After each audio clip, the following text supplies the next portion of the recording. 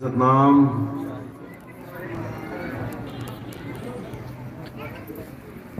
तो आज कुर्सी में सब मालिक के हंस इकट्ठे हुए हैं। परमात्मा की अब कृपा है जो ये ज्ञान अब गांव गांव, शहर शहर, देश देश, देश विदेश में फैल रहा है। और धीरे धीरे धीरे सब एक झंडे के नीचे आएंगे।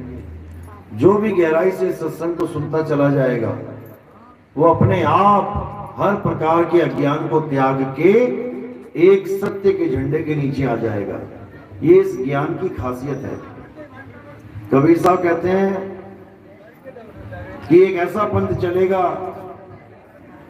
जब सारा अज्ञान धराशायी कर दिया जाएगा, किनारे कर दिया जाएगा और एक सत्य को समझ के, देखा देखी नहीं, समझ के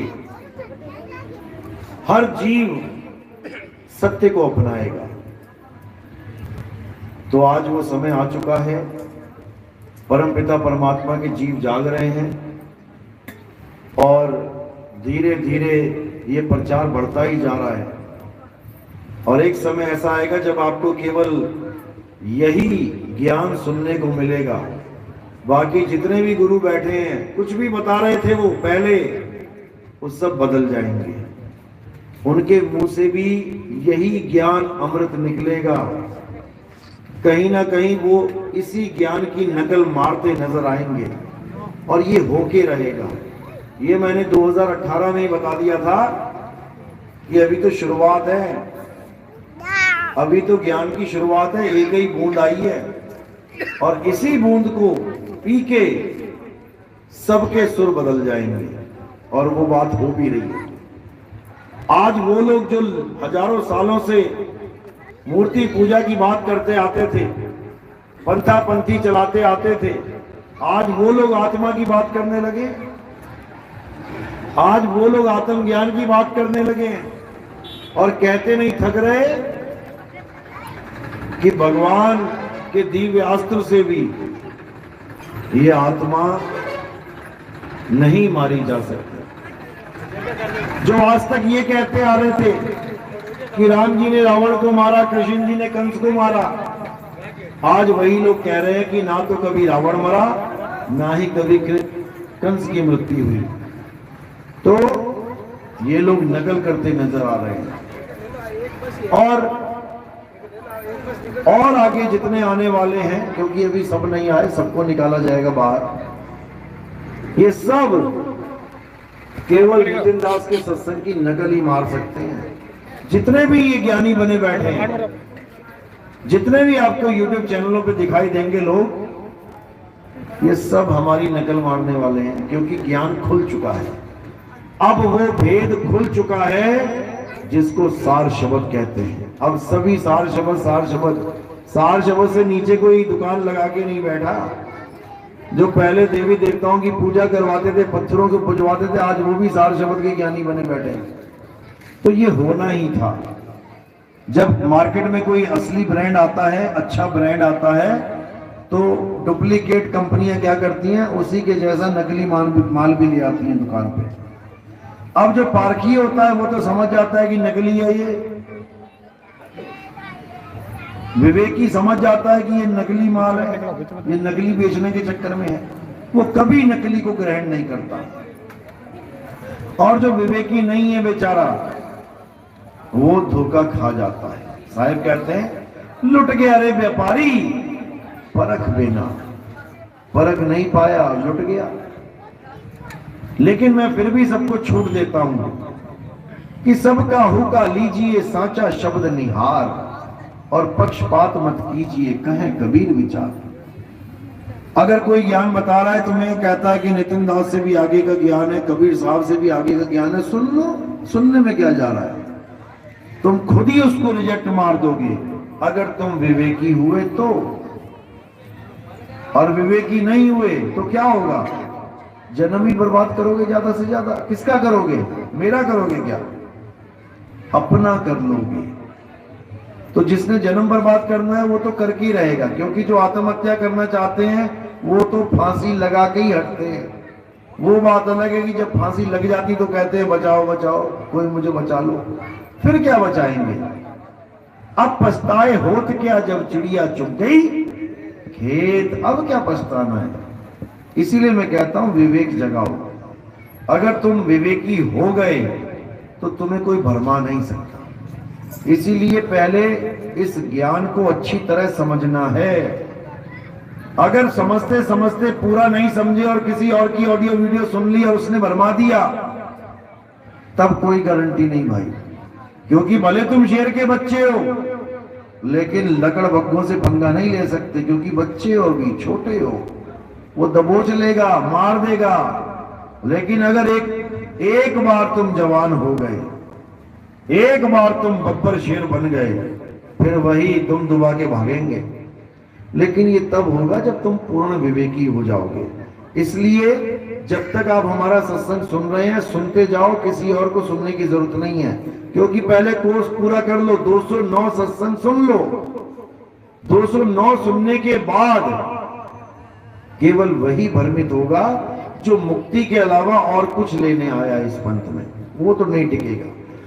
लेकिन जिसने 209 सुन लिए, उसके बाद उसको कोई हिला नहीं सकता, क्योंकि वो पूर्ण विवेकी हो गया है। अब उसे कोई भरमा नहीं सकता। तो इसलिए कबीर साहब कहते हैं कि गुरु मेरे सभी बड़े, अपनी अपनी ठौर। ऐसे भी गुरु मिलेंगे आपको जो कहेंगे अरे नितिन दास तो कालदूत है।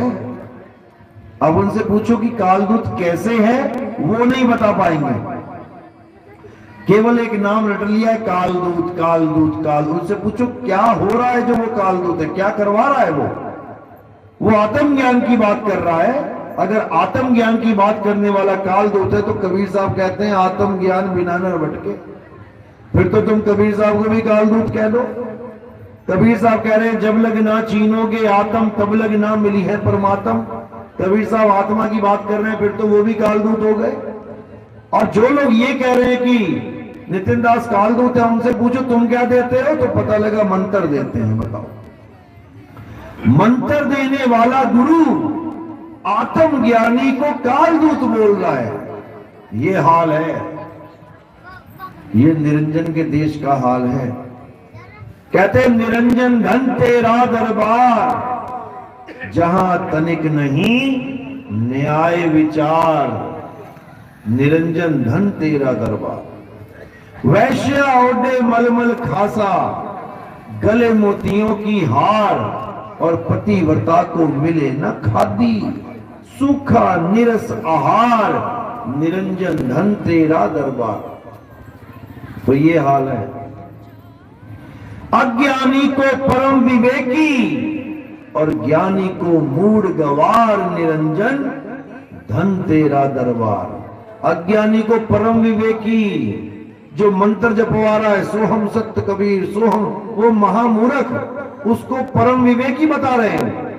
और जो कह रहा है इसको छोड़, 52 अक्षर छोड़ और आत्म अक्षर को जान ले, उसको मूढ़ गवार बता रहे हो। निरंजन धन तेरा दरबार, जहां तनिक नहीं न्याय विचार।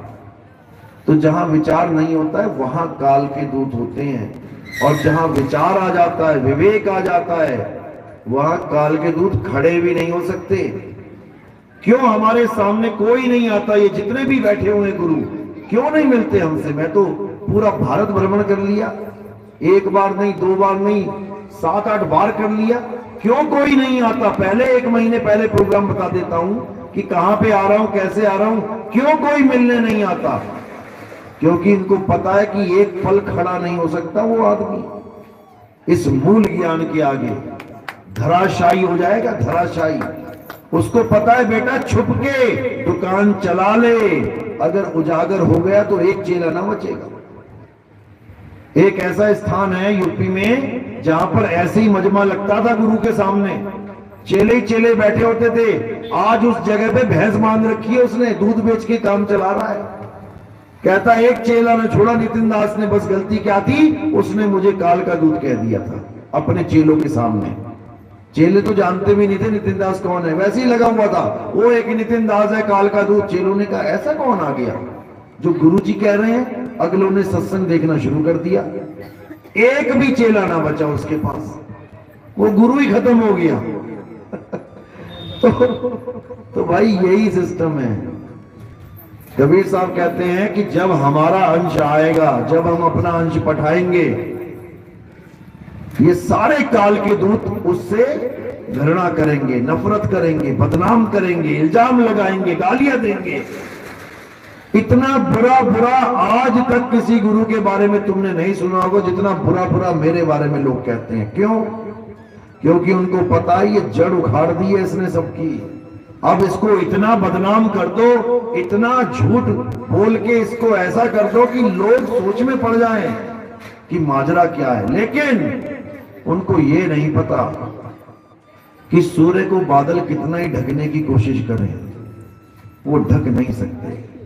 जब सूरज अपनी आई पे आता है तो बादलों को चीर के प्रकाशित हो जाता है। रात कितनी कोशिश कर ले कि सूरज को नहीं आने दूंगी, लेकिन जब सूरज आता है तो रात की धज्जियां उड़ा देता है, पता भी नहीं लगता गई कहां।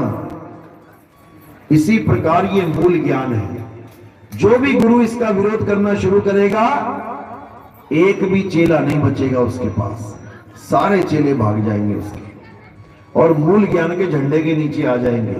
ये सब संतों का वचन है कि कलयुग में एक ऐसा पंथ चलेगा जो सारे संसार को एक कर देगा, और ये होके रहेगा, याद रखना।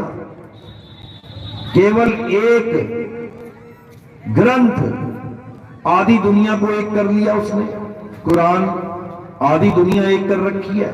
केवल एक ग्रंथ बाइबल, उसने आधी दुनिया एक कर रखी है। तो ये ज्ञान तो भाई बहुत आगे का ज्ञान है। जिसने इस ज्ञान को समझ लिया वो सब कुछ छोड़ के अपनी आत्मा को जानने के लिए आ जाएगा। तो ये आत्म ज्ञान है, ये कोई किसी बच्चे का ज्ञान नहीं है कि किसी आदमी का चलाया पंथ है। ये स्वयं परमपिता परमात्मा का चलाया हुआ पंथ है। 12 पंथ काल फुरमाना, भूले जीवन जाए ठिकाना, 13वें पंथ हम ही चले आए, सब पंथ मेट के एक पंथ चलाए। आज देखो हजारों गुरुओं के चेले हमारे सत्संग में बैठते हैं आके। ऐसा नहीं कि वो अपने गुरुओं को गलत बोलते हैं, बिल्कुल नहीं, क्योंकि उनको हमने शिक्षा यही दी है कि अपने गुरु को भी नमस्कार करना है, लेकिन जब आगे का गुरु मिल जाए तो फिर पीछे गुरु की परवाह नहीं करनी है कि मेरा गुरु छूट रहा है। फिर ज्ञान ही गुरु है, क्योंकि गुरु मुक्ति नहीं दे सकता, ज्ञान मुक्ति देता है। अगर गुरु मुक्ति दे और ज्ञान से मतलब ही ना हो तो क्यों ज्ञान दे रहा है गुरु? क्यों मंत्र जपवा रहा है? बिना मंत्र जपवाए ले जाए। जो लोग कहते हैं गुरु पार करेगा, गुरु पार करेगा, तो क्यों मंत्र दे रहे हो? बिना मंत्र दिए पार कर दो। अगर मंत्र देते हो इसका मतलब मंत्र पार करेगा। लेकिन साहिब के ज्ञान में मंत्र वंत्र कुछ नहीं है, तंत्र मंत्र सब झूठ है। इनमें न भर में कोई, और सार शब्द जाने बिना कागा हंस ना होए। सच्चा गुरु वो होता है जो तुम्हें मंत्र से आजादी दे देता है, छुड़वा देता है, मंत्रों को छुड़वा देता है। जो मंत्र तुम्हारे बिना बोले नहीं जा सकते। अगर तुम ना जपो, बताओ उस मंत्र की क्या औकात है जो वो खुद आ जाए अपने आप तुम्हारे मुंह पे। अगर तुम ना बोलो तो तुम बोल रहे हो, इसलिए वो मंत्र तुम्हारी जीवा पे आ रहा है, क्योंकि वो 52 अक्षर है। तुम बोल रहे हो तो आ रहा है, तुम छोड़ दोगे तो छूट जाएगा। लेकिन जो आत्म तत्व है, जब तुम उसको जानोगे तब तुम कागा से हंस हो जाओगे। तब तुम्हें समझेगा कि कबीर साहब का मूल ज्ञान क्या है।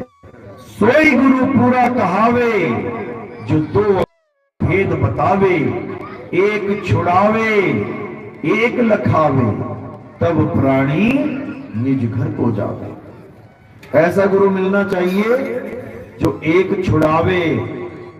ये जितने भी नाम हैं, अल्लाह अल्लाह, वाहिगुरु वाहिगुरु, गॉड गॉड, कबीर कबीर, राम राम, श्याम श्याम, ये सारे जीभ से बोलने वाले नाम जो अक्षरों में आते हैं, इनको छुड़ावे और असली राम का भेद बतावे। असली राम कौन है, असली वाहिगुरु कौन है, असली अल्लाह कौन है। नाम नहीं है अल्लाह कि केवल अक्षरों को अल्लाह समझ के बैठ गए, अक्षरों को राम समझ के बैठ गए। वो राम घट घट का वासी है। तुझ में राम, मुझ में राम, सब में राम समाया। सबसे कर लो प्रेम, जगत में कोई नहीं पराया। तुझ में राम, मुझ में राम। अब हिंदू तो मान लेगा कि हाँ भैया तेरे अंदर भी राम, मेरे अंदर भी राम। अब किसी मुल्ला जी से कहो तेरे अंदर राम, मेरे अंदर, वो कहेगा भैया हमारे अंदर तेरे वाला राम नहीं है, हमारा तो अल्लाह हो सकता है हमारे अंदर, हमने राम से क्या लेना। किसी ईसाई को बोलो, वो कहेगा भैया हमें वो राम की जरूरत नहीं है, हमारा तो ईसा मसीह राम है। तो वो कौन सा राम है जो सब में रमा हुआ है? वो आत्म राम है।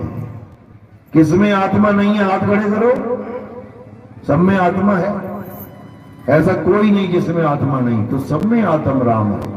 मुसलमान से पूछो तेरे अंदर आत्म राम है क्या? आत्मा है तेरे अंदर? मजाल है ना बोल दे, मजाल नहीं उसकी जो ना बोल दे। ईसाई से पूछो क्या तुम्हारे अंदर आत्मा है? मजाल नहीं उसकी ना बोल दे। उस आत्म राम से सब प्यार करते हैं, उस आत्म राम की सब गवाही देते हैं, सब हामी भरेंगे उस आत्म राम की। लेकिन जानते नहीं है, जानते नहीं है कि आत्म राम है क्या। इसी आत्म राम का ज्ञान देने के लिए संत महात्मा इस दुनिया में आते हैं। इसी आत्म राम का बोध कराने के लिए। जब लगना चीनोगे आत्म, तब लगना मिली है परमात्म। आत्म चीने परमात्म चीने, संत कहावै सोए। और यह भेद काया से न्यारा, पूज्य बिरला कोई। ये काया से न्यारा है, ये काया से न्यारा, ये मंत्रों से न्यारा, ये श्वासों से न्यारा, ये जगत से न्यारा, 3 गुण से न्यारा, 5 तत्वों से न्यारा, 25 प्रकृतियों से न्यारा, तुम्हारे भावों से न्यारा, तुम्हारी इंद्रियों से न्यारा, सबसे न्यारा। वो तभी समझ में आता है जब गुरु सैन देता है, सैन के द्वारा, इशारे के द्वारा तुम्हें समझाता है कि बेटा मालिक यहां बैठा है, बाकी सब छोड़, उस मालिक से सूरत को जोड़। कहे कबीर सोई जन बच गए, जिन शब्द में सूरत संभारी, गगन में अगिया लागी बड़ी भारी। बहुत बड़ी आग लगी है, जन्म मरण की सबको लगी है।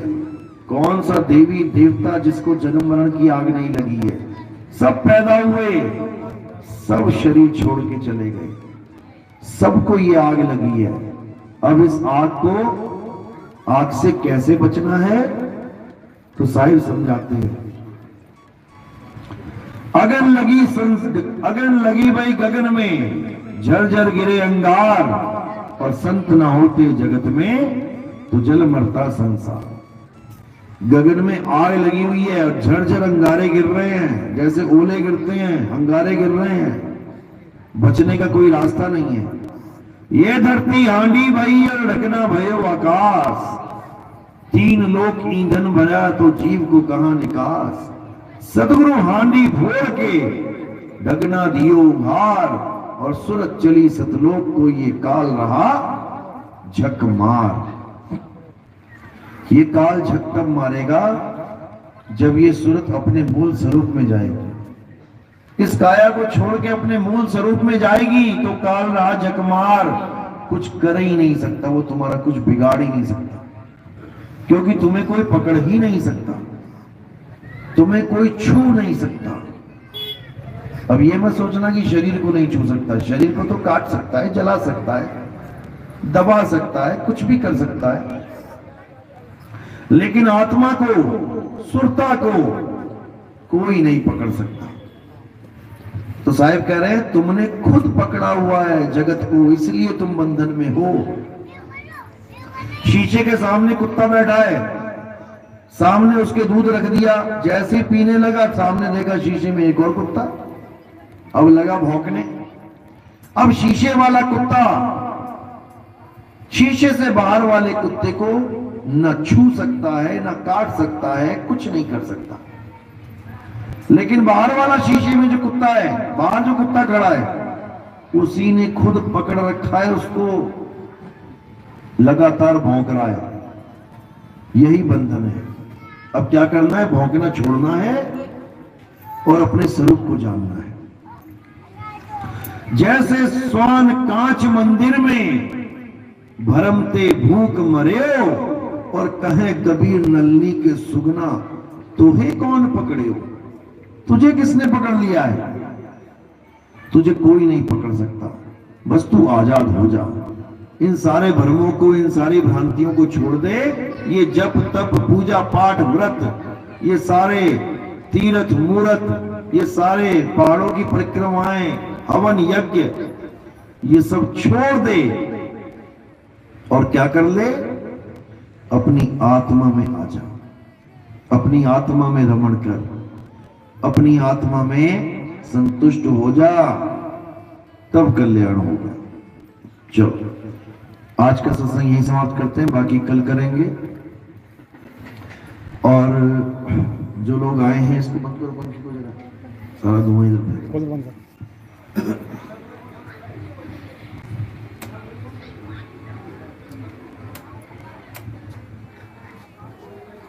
और जो मालिक के विवेकी हंस दूर दूर से आए हैं, सत्संग की शोभा बढ़ाई है,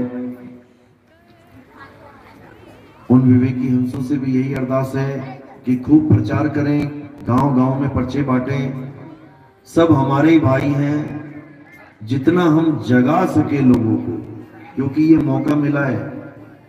पहली बात तो सत्य मिलता नहीं, और अगर मिला है तो उसका पूरा फायदा उठाना है। ऐसे ही जीवन निकल जाता है। तो मालिक ने कृपा करी है कि इंसानी चूल्हा भी दिया है और सत्य ज्ञान भी दिया है। अब हमने अपने सब भाइयों को जगाना है, पराया कोई भी नहीं है। कोई माने ना माने ये उसकी मर्जी है। हमने प्रेम के साथ इस प्रचार को बढ़ाते जाना है। ऐसा नहीं है कि 100 को बताओगे तो 100 ही आएंगे, ऐसा नहीं होगा। 100 को बताओगे तो केवल 5 आएंगे, लेकिन वो 5 ऐसे विवेकी होंगे जो तुम्हारी हर बात को समझेंगे। ठीक है, 95 ने रिजेक्ट मार दिया, कोई बात नहीं, उनके संस्कार हैं। लेकिन वो 5 सारी उम्र दुआएं देंगे आपको कि शुक्र है बहन तूने मुझे बता दिया, शुक्र है मेरे भाई तूने मुझे समझा दिया। नहीं तो कहां समझ में आता है। ये युगों युगों से यही तो करते आए हैं। पूजा पाठ व्रत नित्य नेम हवन यज्ञ। अगर इसी चीज से मुक्ति मिल जाती जीव को तो सतयुग में सारे मुक्त हो जाते। खूब हवन किए, खूब यज्ञ किए, खूब पूजा पाठ किया, मुक्त नहीं हुए, त्रेता में आ गए वापस। त्रेता में भी फिर वही कर रहे हैं। सारे ऋषि मुनि क्या कर रहे हैं? हवन यज्ञ कर रहे हैं। राक्षस आ रहे हैं, हवन यज्ञ खंडित कर रहे हैं, वो फिर शुरू कर दे रहे हैं। फिर वही कुछ किया, फिर वापस आ गए द्वापर में, मुक्ति नहीं हुई। द्वापर में भी यही कुछ किया, देवी देवताओं की पूजा करी, मंत्र जपे, हवन किए, यज्ञ किए। कृष्ण जी ने बहुत समझाने की कोशिश करी कि भाई देवी देवताओं की पूजा छोड़ दो। इस चक्कर में पूरा गोवर्धन पर्वत भी उठा दिया उन्होंने। पढ़ो जरा स्टोरी, गोवर्धन पर्वत क्यों उठाया कृष्ण जी ने? देवी देवताओं को छुड़वाने के लिए, पूजा पाठ को छुड़वाने के लिए, हवन यज्ञ को छुड़वाने के लिए पर्वत को उठाना पड़ गया उन्हें। तो आज भी अगर वही काम करोगे भाई तो फिर वापस आना पड़ेगा। इसलिए अब जो कुछ किया वो नहीं करना है, और जो कभी नहीं किया वो करना है। तो जब तप व्रत नित्य नेम पूजा पाठ हवन यज्ञ ये सब करते ही आए हो, अब नहीं करना है। अब क्या करना है? आत्म ज्ञान प्राप्त करना है। हे अर्जुन, जो अपनी आत्मा में रमण करते हैं, जो अपनी आत्मा में तृप्त हैं, जो अपनी आत्मा में संतुष्ट हैं, उनके लिए धार्मिक कर्म कर्तव्य कोई लागू ही नहीं होता। अध्याय 3 17वां श्लोक अच्छी तरह पढ़ो। आत्म ज्ञान की बात की जा रही है। अध्याय 3 18वां श्लोक। जो अपनी आत्मा को प्राप्त कर लेते हैं, जो स्वरूप सिद्ध हो जाते हैं, वो किसी अन्य जीव पर निर्भर नहीं रह जाते। उनको किसी और की जरूरत नहीं है पार होने के लिए कि कोई गुरुजी आएंगे पार कराएंगे, बिल्कुल नहीं। तुम्हें एड्रेस पता है, देखो गंगानगर से यहां पहुंच गए, एड्रेस पता था तो कोई गुरुजी लेने गया वहां, तुम्हें खुद ही पहुंच गए, अब खुद ही वापस घर भी पहुंच जाओगे, क्यों? एड्रेस पता है। इसलिए साहिब कह रहे हैं, आए हो तुम कहां से और जाना तुम्हें कहां है, इतना बस विचार लो, हो गया भजन। क्या राम राम राम राम रट रहा है भाई, क्या अल्लाह अल्लाह अल्लाह लगा रखी है, क्या कबीर कबीर कबीर रट रहा है भाई। सब रटना छोड़ के अपनी आत्मा को जान, और जब अपनी आत्मा को जान लेगा तो इस काया से जब निकलेगा, एक दिन तो निकलना पड़ेगा सबको, चाहे कोई हिंदू, चाहे मुसलमान, चाहे सिख, चाहे ईसाई, शरीर तो छोड़ना पड़ेगा। तो शरीर छोड़ेगा, जाएगा कहां?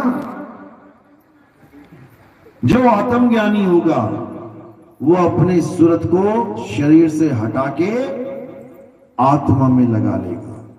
तो जैसे सूरत शरीर में रहती आई है इतने दिनों से, वैसे ही आत्मा में रहेगी। कैसे रहेगी? जैसे कछुआ रहता है। एक कछुआ तालाब से निकला, गांव में घूमने चला गया, बड़ा तगड़ा मोटा कछुआ। चलते चलते चलते गांव में एक कुत्ता आ गया, उसको देख के भौंकने लगा। अब आया काटने के लिए उसे। अब कछुआ क्या करे? कुत्ते से भी तेज भागेगा, तब बचेगा। क्या करता है कछुआ? अपनी गर्दन, अपने हाथ पैर, अपनी पूंछ सब अंदर सिकोड़ लेता है, यानी अपने कवच में छुप जाता है। अब वो कहां गया? वो खुद में ही समा गया। अर्जुन, जो अपनी आत्मा में समा जाते हैं, जो अपनी आत्मा में स्थिर हो जाते हैं, जो अपनी आत्मा में रमण करते हैं, वो जन्म मरण को पार कर लेते हैं। अब उनको वापस इस काया में आने की जरूरत नहीं है। काया में हर कोई रहना चाहता है, कोई निकलना नहीं चाहता। अगर किडनी फेल हो जाए, डॉक्टर को लाखों रुपए दे देगा कि डॉक्टर साहब इस शरीर से मुझे निकलना ना पड़े, जबकि उसको पता है कि ये कच्चा घर है, मिट्टी का है, टूट जाएगा एक दिन, तब भी लाखों रुपए दे रहा है वो डॉक्टर को, केवल रहने के लिए। अब सोचो उसे ऐसा पक्का मकान मिल जाए रहने के लिए जो कभी टूटे ही ना, तो कितना आनंद हो जाए, कितना आनंद हो जाए। यानी आने जाने का झगड़ा खत्म, खाने पीने का झगड़ा खत्म, रहने का, निकलने का, मकान बदलने का झगड़ा खत्म। अब सदा सदा के लिए अपनी आत्मा में स्थित हो जाना है, और इसी को कहते हैं स्थित प्रज्ञ, इसी को कहते हैं आत्मज्ञान। अब कहीं नहीं जाना, ना किसी स्वर्ग नरक में जाना है, ना किसी लोक में जाना है। अज्ञानी को स्वर्ग नरक है, हरि जाने को नहीं। जिस भव से सब लोग डरत हैं, सो भय हमरे नहीं। अब हमने नहीं भटकना कहीं भी, अब अपनी आत्मा में रमण करना है, बस यही मूल ज्ञान है। इसको समझ लिया तो समझो सब समझ लिया। एक है साधे सब सधे, सब साधे सब जाए, और माली सींचे मूल को, ये फूल पातक है। मूल क्या है? आत्मदेव ही मूल है, जो सारे संसार को चला रहा है, जिसके बिना पत्ता भी नहीं हिल सकता, तुम्हारी उंगली भी नहीं हिल सकती। वो है देवों का देव, महादेव, आत्मदेव। चलो आज का सत्संग यही समाप्त करते हैं। अब प्रसाद वितरण करेंगे और आरती होगी। आरती किसकी होती है हमारे पंथ में? पत्थर की नहीं होती, मूर्ति की नहीं होती, कैलेंडर की, फोटो की नहीं होती। किसकी होती है? आत्मा की होती है, जीवित गुरुदेव की होती है। तो अब आत्मदेव की आरती होगी और उसके बाद प्रसाद वितरण होगा। बोलिए सतगुरु बंदी छोड़ सतगुरु सत्य कबीर साहिब की सदा ही जय हो। साहिब बंदगी सत्ता।